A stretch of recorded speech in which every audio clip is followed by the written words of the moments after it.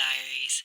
My name is B. I'm from New York, but I live in Venezuela. Yes, you heard that right. I live in Venezuela and I have such a peaceful and chill life. I know that pretty much goes against anything that you've seen on the news, but we all live different lives. I love to stay home. I'm such a homebody. I've been trying for the past 2 years to make it the most comfortable and colorful and just fun place to be at. And for me, it is. It's really, really hard to get me to leave my apartment. I love to drive around the island. As a New Yorker, I didn't know how to drive until I moved 2 years ago. So yeah, but new hobbies, girl. I love going to the movies. It's really cheap to go to the movies, so I really, really enjoy that.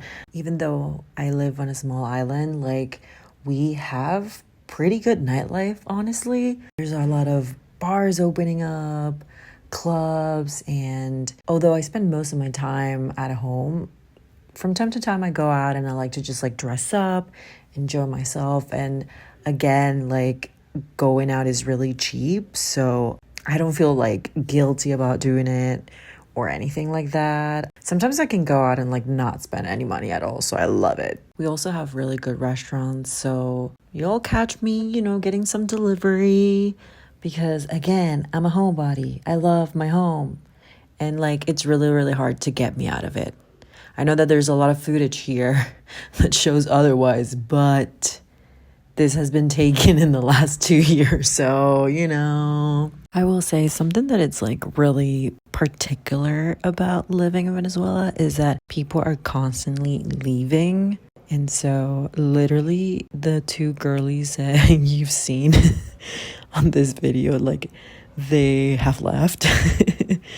So yeah, I need to make new friends, but maybe that's something that people that live in big cities can relate to, of people are constantly coming and going, so your friend group is always evolving and changing. And so yeah, I mean that that's something that kind of sucks, but c'est la vie. Also, I like shopping. I don't shop as much as I used to, but there's this store that I like called Mr. Price, and it's so fucking cheap. I feel the most expensive thing that I've ever bought there is $10. I'm lucky enough to live on a tropical island, so it's always hot, so I can go to the beach whenever I want to. I could go to the beach every day if I wanted to, but that's not really my vibe. But I have a beach 5 minutes away from me. The nicer beaches are 15 to 20 minutes away, which is nothing. So yeah, from time to time I like to go, just enjoy. Come on now, you gotta take advantage of where you live, and that's exactly what I do. I love going grocery shopping. That's